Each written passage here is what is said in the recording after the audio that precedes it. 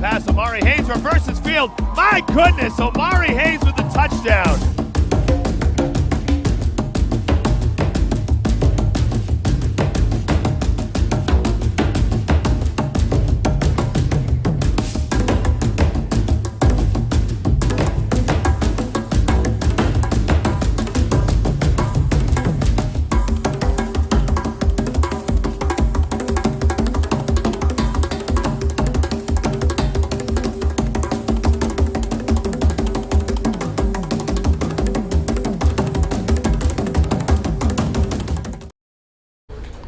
And welcome to tonight's Tuesday night podcast from here at Joey D's.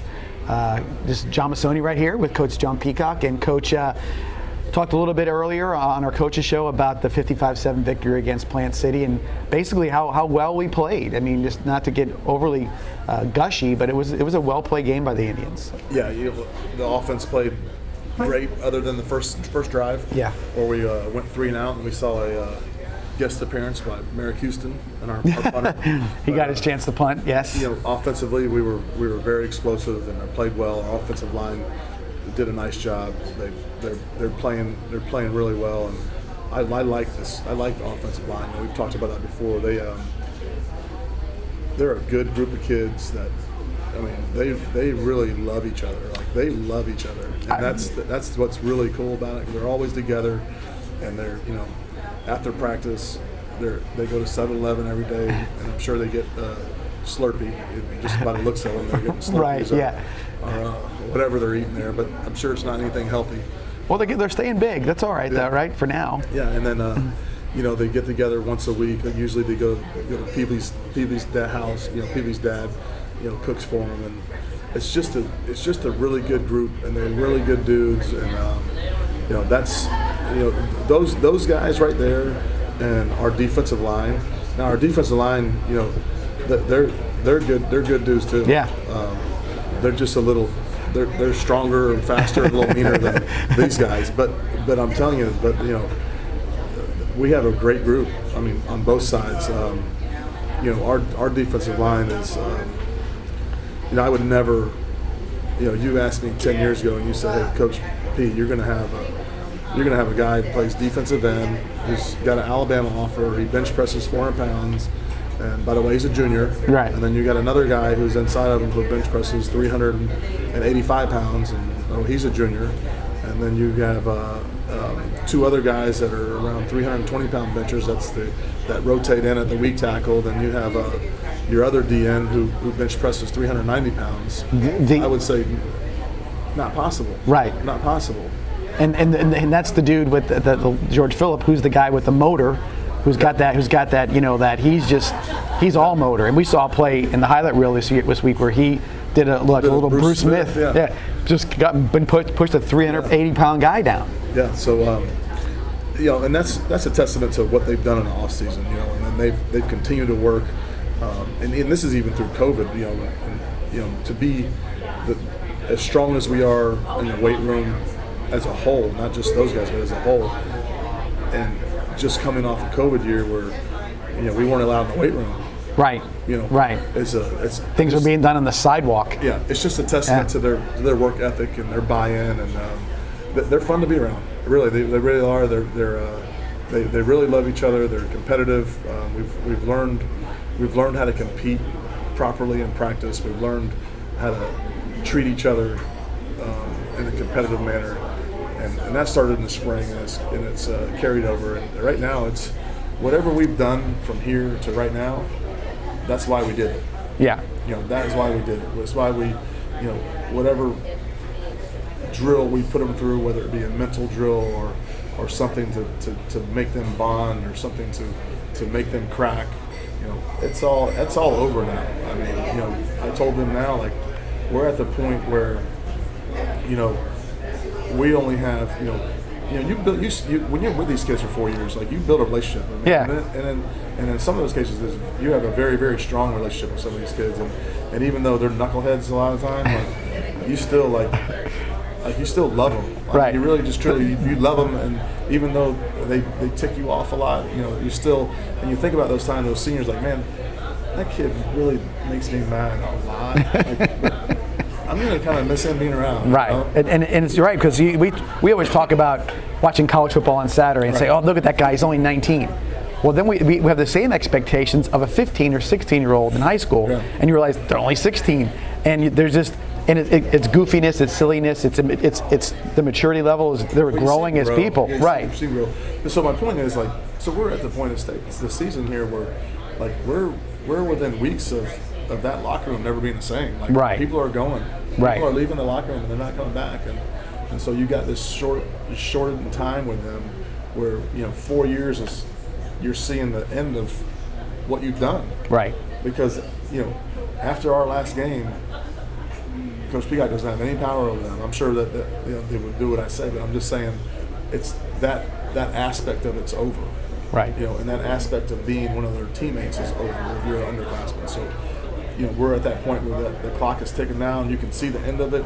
Even if we were fortunate to beat Riverview, which is going to be a task in itself. Going to the next week, I got another week with this guy. I get another week to coach this person. Right. So that's what's special about it, and that's what makes this part of the year exciting, and also kind of man, this kind of puts you on edge. We got to do this. Right. We got to be locked in, and we got to practice right. And it's funny because you don't want to get too overly philosophical with certain things. Right. But those 4 years they're 4 years in your life, hopefully a long life. Right. But you spend the rest of your life talking about those 4 years. Yeah. Because that's like you say to yourself, remember this. These are the moments, and sometimes you lose track of that at a young age. And you think it's forever, even if you're playing a game against Riverview or Plant City or whatever, and then when it doesn't, and you're like, oh my gosh. And I think sometimes knowing that it is coming to that inevitable conclusion, you'd want to press the idea that we need to do this thing and try to get to the promised land. Let's celebrate together like it's right. But let's obviously the task at hand is Riverview, and we spoke a little bit about playing a team twice, and we kind of been on the every side of the spectrum you can imagine. Where in 2008 we split with Charlotte. We put a running clock on them in the regular season, and then they came back and beat us in the playoffs, round 2. Right. And then you go through all the years of Manatee where where they had a great football program and a great team at the time when Coach Fernand was there, and them beating us twice. Once in the regular season and once in the playoffs every year. I think it was 3 years straight. And then going to the Braden River series where, the first year in 15, we went down there, they beat us in the regular season, and then they beat us in the playoffs, and then 16, 17, and 18, us beating them 2 times in the regular season and beating them in the playoffs. So I think we've been on every side of the win and every side of the loss, and that equation you can be in. So I think with the experience and the heartfelt losses we had, especially the Charlotte in 2008, when we had a good group of kids, and a lot of those kids, those are some kids that we had some special relationships with, and still do. So. So that was one of the tougher ones, to kind of swallow. So I think all the guys on the staff that experienced that, they do not want to have that happen again. I can promise you that. So we are on high alert, level 5 high alert at Venice, in the Venice football program right now. And we did say that you totally expect not to see exactly what you saw the last time. Because if you did it again, and there's going to be something different, and you don't know exactly what that'll be, but you got to think they're going to try to do something different in order to have a different outcome in the game. Well, I'm sure that the whole game is going to play out different. Last game we were able to kind of run the ball and ran the ball very effectively. We did run the ball effectively in the first half, but there was some weather where I remember DJ slipping a lot in the first. Remember that in the first half of the last game, and then we had some costly penalties right there in the red zone a few times, and we only scored 7 points in the first half. We're talking about our offense is averaging 15 points a quarter. That's just with the starters, not with the and not with the entire offense throughout the year, but just the starters are in there. We're averaging 15 a quarter, and to walk away in a 7-7 ball game, and to be honest with you, it's 7-7, and the defense has totally played unbelievable. And we give up one play. Right. Yeah, and it's 7-7, and the offense really played great from 20 to 20. Right. And then we come away in 7-7. So we got to make sure that we do not overlook these guys, because we have been in games with them, and they are, and they have a great coaching staff, and a lot of coaching staffs aren't patient enough to do what it takes to beat us, but they are, and they've shown it before. They definitely. You've seen that. They know that if they can get a few first downs, get whatever else, they know that they're sort of that. Yeah. They're almost playing a little bit of a psychological game with the team, with the players. Oh, yeah. Well, like I said, you get antsy. You're like, we're not getting the ball back. There is not a whole lot of staffs or coaches that are willing to be that patient and that boring in order to win a game, and it is tough. It is tough to do. Let's say it's 14-0 Venice. You're sticking with that game plan because if you grind it out. I think if we could get up on them, we can get them out of that a little bit, and then that way they're all right. Well, we got to do this, do that. But when you go 7-7, if it's 7-7 and a half, and now you got 2 quarters to be patient. That's a win, and they're winning the first. They won the first half if that happens again. So we know that, and we know that they're coached very well, and we know that they are willing to be that patient 3 yards, because that's the kryptonite to us is 3 yards, 3 yards, 4 yards, 3 yards, 3 yards, 4 yards, and then occasionally 4th and 1, and then you're on the field. Then that's the hard one, because that's when you're trying to get off the field and it's a 4th and 2 and a play is made, or a lot of times it's a missed tackle or a slip tackle or that kind of a thing. And so it's almost, and like I said, in the frustration level can build up. Like even in the defense, now you're trying too hard to make the tackle. Yeah. You overrun a play and you do things like that. So that's kind of how it can that's how that stuff kind of rolls itself out. But I think if we can play like we've been playing, and our defensive line can be stout in the middle like they have been, and like they were the first game, if we can do that, and we can control the run game like we have for the entire season, really. Right.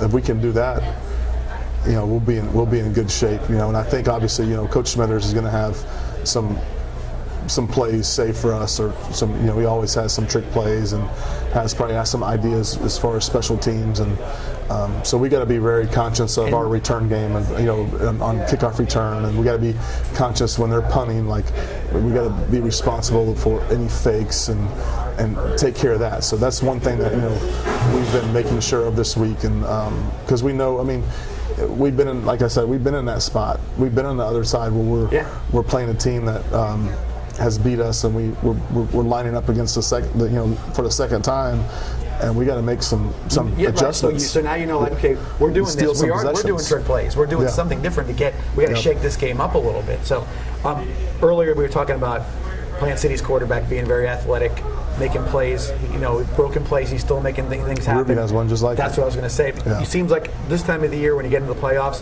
quarterbacks are playmakers. Whatever, with their arm or their feet or whatever, they're all playmakers. So in this case, we've seen. How many times we saw the highlights or the game against Riverview where that ball was snapped funny and he made a play out of it. Yeah. And so he was real close to making some really significant plays. Right, but then you watch their films and you don't see a whole lot of that. So maybe that's my point is Riverview didn't play great. Right. Didn't play great the first time. I can't sit here and say, well, we got Riverview's best effort, because we didn't. We really truly didn't.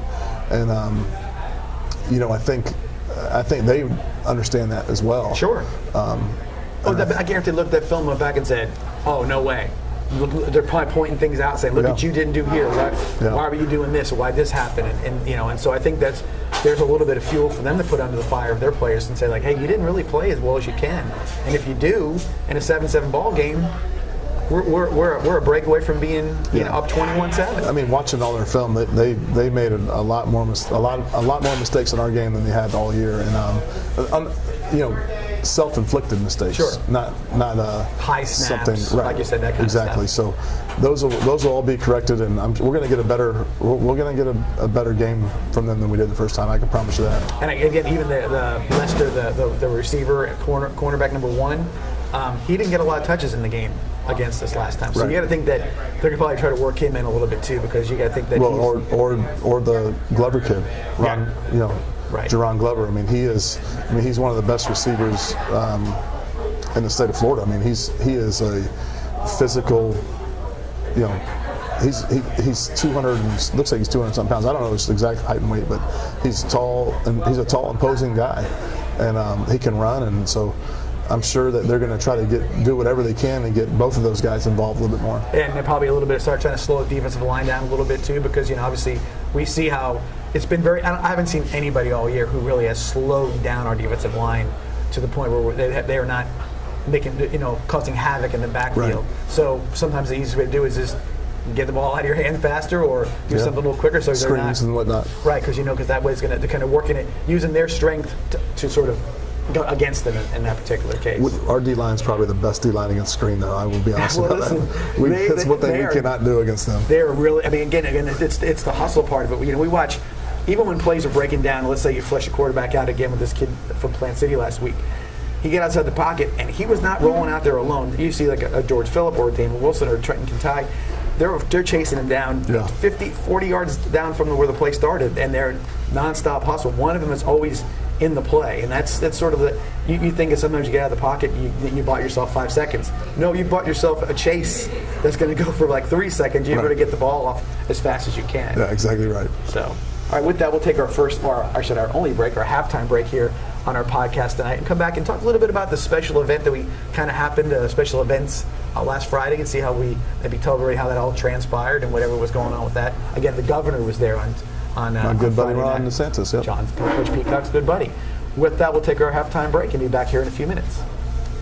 Absolute Aluminum is proud to introduce our new 7-inch seamless gutter system. Standard gutters are too narrow to handle heavy Florida rain. This overflow can cause streaks and stains on your gutter and home, plus wash out your landscaping. Our new wider 7-inch gutter system will keep everything looking clean and beautiful. And with our professional installation, your new gutters will go up fast and last. So call now to increase your home's curb appeal with our new 7-inch gutters from Absolute Aluminum.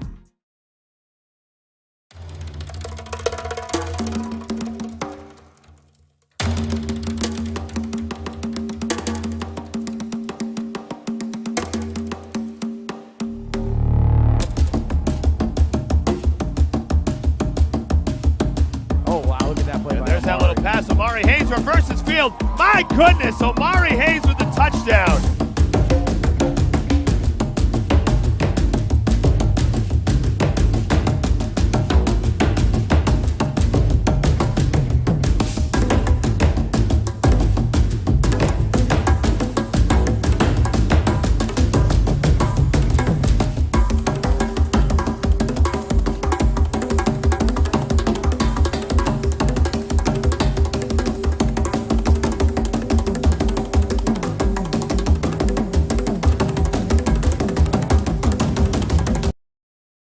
And we're back here for part 2 of our podcast tonight from Joey D's. And Coach, we always talk about what we ate and don't eat, but we had a pretty good variety of things. You went chicken tonight, and then fried, chicken wings. Yeah, chicken wings. And salad. I did stromboli. The surprise of the video staff's the video staff didn't know what stromboli is. It's inside out. It's an inside out pizza. Oh, and he said, like a Hot Pocket. Like a big Hot Pocket. And technically, they're right. It's a giant, pretty good Hot Pocket, to say the least. Yeah. So anyway, we thank them. They have usually they order burgers and they eat half each. I said, well, next week y'all just need to order one burger, split it in half, and put bacon on one side, mushrooms and onion on the side, and maybe order extra side of fries or something. But they give me their fries. Like I don't want the fries. Do I look like I need the fries? I don't need the fries. Well, it's there. That's what fries are like chips, man. You just can't start picking up and get 2 and then you're down the whole basket of them. Again, thanks to Joey D, Jay and his staff. Big ups to you guys. You do a great job for us. So, Coach, we had a big deal happen on Friday night. Other than winning the football game, the governor of the state, Ron DeSantis, was there and he was there from about 6:45 till basically the third quarter of the game. Yeah. Got a chance to be in the coin toss. Did a lot of selfies. I got to give credit. A lot of kids, and there were a lot of selfies out there. Everywhere I looked on Facebook and whatnot, there was somebody taking a picture of their best friend, Ron DeSantis. Yeah. And but they did a really good. I mean, it was nice for him to be there. Pleasant guy to talk to. I know you spoke to him a little bit. Tell us how that came about. Well, I guess what happened is that the Governor DeSantis asked his office, what is the best atmosphere to watch a high school football game in the state of Florida, and they all agreed that it was Venice. So he made a special trip down here to watch the game, which was really cool. Well, he called and asked, said, Coach Peacock, is it all right if I come down to do the coin toss and watch the game? And I said, well, let me check my calendar. I'll call you back. And we checked the calendar, and then everything was clear, and we said, yes, come on. Let's do it. Come watch it. It was kind of neat, though. The whole thing was like, it had a sort of that vibe where you had sort of like Secret Service kind of people running around. No, there wasn't kind of. I know. It was. And they were. I don't know if you noticed, but not only were they with them, there was others on the track, like the outside of the track. Yeah. With, it was pretty neat. It was pretty neat to watch that. Too bad that he has to have that. Yeah, no, I mean, security in any major political office like that has got to be top notch, because in an environment like that, I wonder, obviously you have to prepare for these things, but that was sort of a controlled, uncontrolled environment, if you want to call it that. They put him in a certain spots. He wasn't running around the track glad-handing everybody. There was always a little bit of space. It seemed like he was always on the move. He was. And that may have just been him, because he was moving around talking to people and checking things out and looking at the whole field. Because when he first came in, I wasn't sure if I was going to introduce him when he first walked on the field, but next thing you know, I looked up, he was in the center of the field. I'm like, whoa, how did he get there that fast? You know, and then he kind of walked around, of course, not really making any big announcements in regards to it from the school. And obviously, some of that was security, some of that was, whatever. Well, when he walked out in the middle of the field, the visitor side recognized him and gave him big applause. And then he walked over to our side, and they kind of recognized who he was and gave him a big applause. Myself, I don't normally recognize people like that. I wouldn't recognize them. Right. But I guess if they were walking around, there's 8 security guard talking in there, 85 police officers and Secret Service around you. I probably would say, well, there's probably someone special over there.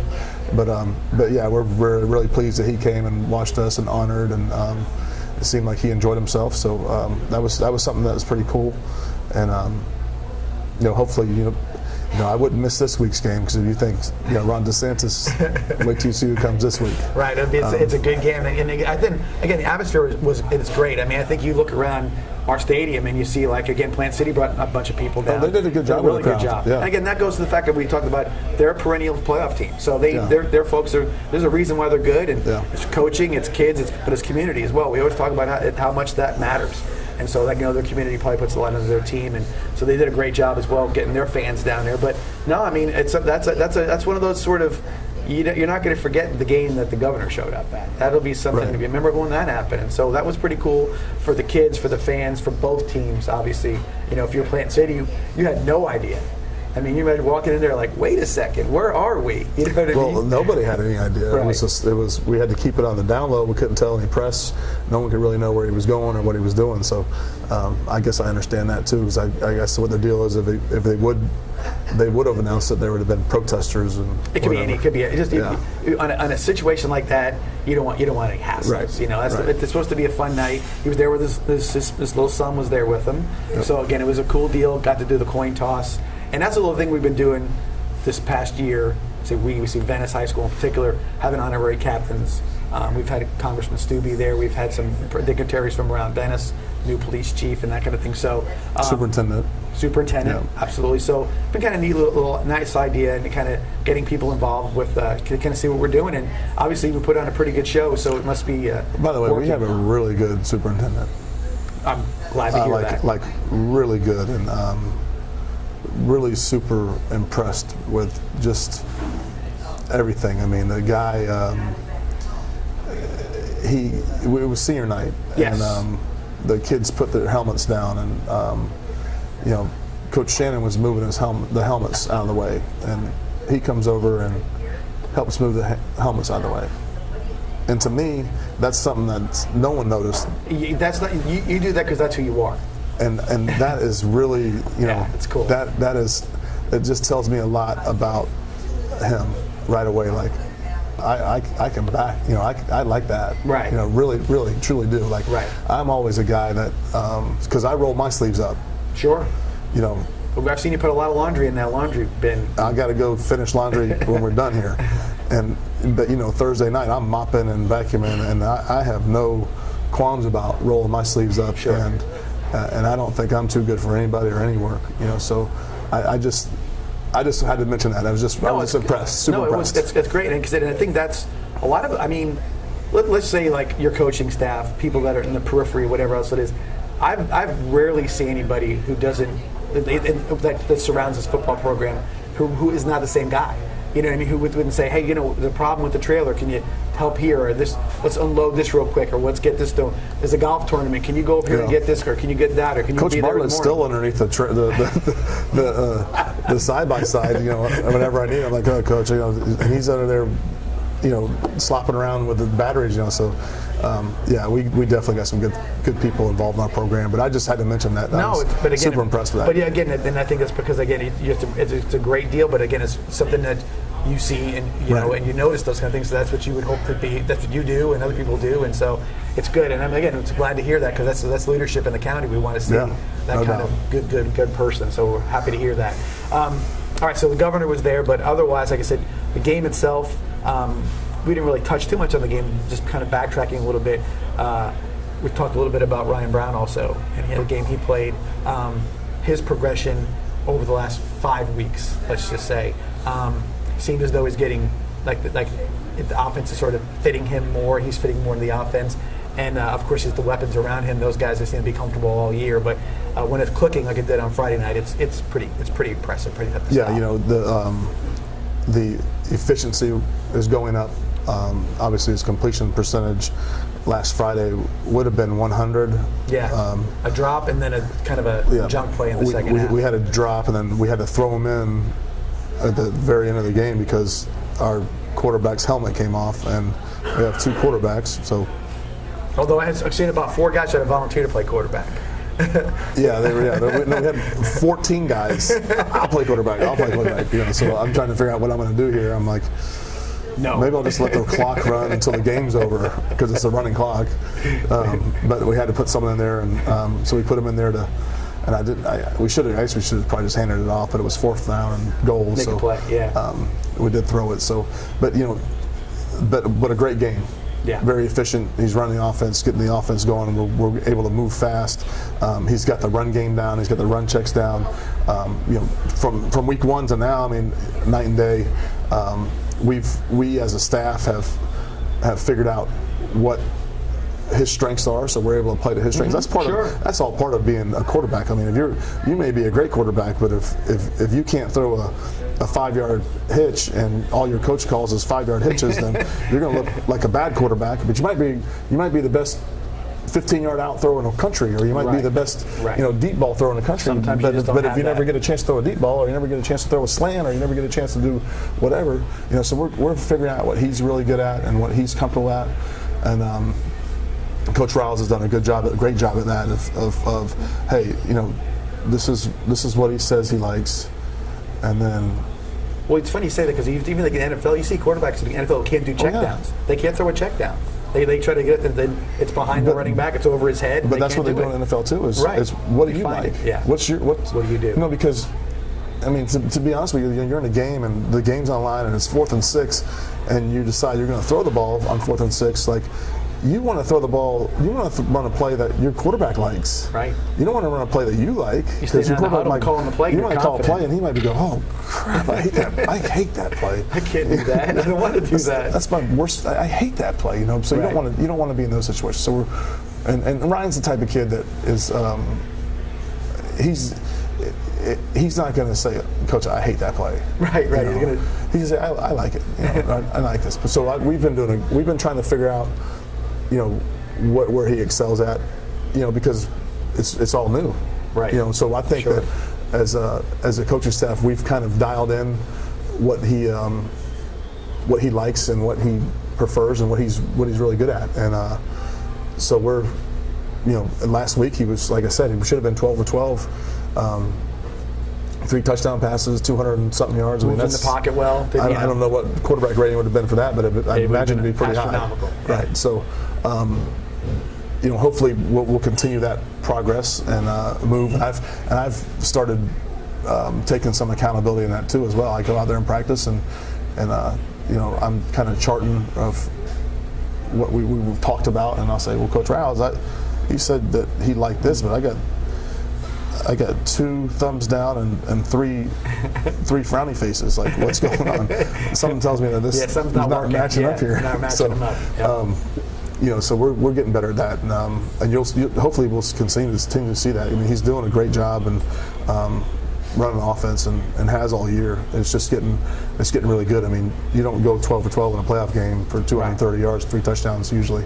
So we're super excited about that, and you're also getting to this point where injuries are going to be a big factor as far as moving along, and so we got to make sure we're taking care of our bodies.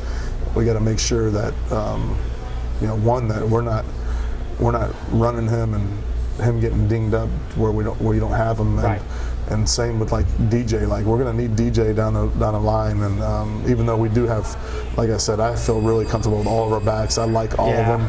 They all have their special talents, but I mean, to be honest, we're being honest here. Like, we're going to jump on DJ's back. Like, he's going to have to be the horse that takes us there, and he's the guy that when stuff starts to get a little hairy and starting to spiral out of control, like, who are you going to lean on? Like, we're going to lean on him. Kickoff Classic. It was basically, you saw he was ready to go first game, and he's been that guy every game since. Yeah. So and I'm not taking away anything from Alvin and that Gator, because they are phenomenal. And like I've said, if either of those two say, you know what, I'm going to start paying the price in the weight room, and I'm going to do this right, like, they could be something very, very, very, very special, because they got some natural gifts that I haven't seen in a running back in a long, long time. Yeah, I totally agree. They got some gifts, and they can work hard, and you're going to get the results from it for sure. Real quick, locally, I'd say the 941 area code playoffs. Looks like a lot of teams were very successful this week. Obviously ourselves, Riverview, Palmetto also won. Limit Bay didn't play, but they're playing this week against Clewiston. Trying to think, I'm missing one or two. Did Braden River win? Braden River won, yeah. Yeah, so Braden River. So it was. I believe they won, yeah. So you've got pretty much, I think that's close to 5 for 5, I would think, or that was that many. Well, I think some people lost. The Cardinal Mooney lost. I think there was like 4 teams that lost. Okay, but still, I mean, there's still it's going to pare down. Obviously, there's only. I guarantee there's one less next week. Yeah, I guarantee you that. that is for sure. Yeah. There'll be one less for no doubt, and then obviously next week we get from here to the next week, and then it goes to the final 8, final 4, and then on and on. So I don't even know how that works. I just know we got Riverview this week. That's it. Got to stay focused on this week. So anyway, again. Going to be live streamed. Oh, that's what I went in. We're going to be live streamed. Live stream. We are on for sure. Again, it's go to VeniceIndianFootball.org. Hit on the icon and go to the website and buy the game for. Again, it's the same price as a regular season game, and so go ahead and do that, and you can watch it. But again, we do want you there. At Powell Davis Stadium. If you want to see a really, really good high school football game and a really, really good high school environment. That's the point. 2 good football teams. Riverview is 9-2. Mm-hmm. 9-2, and we are 10-1. And Riverview, obviously in 8A football, they're the number 3 seed as far as RPI. And we were the number 2 seed because I think Seminole jumped us to the end. Even though Riverview is actually a 5 seed, they were actually the 3rd highest RPI in the state. They are coached well. They have great players, and hopefully you guys think the same of us, but you're going to see a good football game. You're going to see, you're not going to see that type of entertainment for $9 anywhere else. We've seen it before, going back to our history with these second time games. Those things are always exciting, jam-packed. The Kilty band will be there. I think every one that we won against Braden River came down to like the last play. And it was super. It was with that place. Wherever it was at, it was packed. Yeah, it was packed. So you guys, like I said, if you can make it, by all means, it's going to be supposed to be a super night weather-wise. So everything should be good for that as well. So come on out, support the Indians. If you're watching from Riverview, support the Rams. If you want to go get there, and we'll hopefully have a great game. And we're doing this again next week. Guarantee one of us won't be here next week. Exactly. With that, we'll take we're not taking a break. We're going to say goodnight. Hear from Joey D's. And again, thank you for joining us on our podcast for tonight. We'll see you here next week.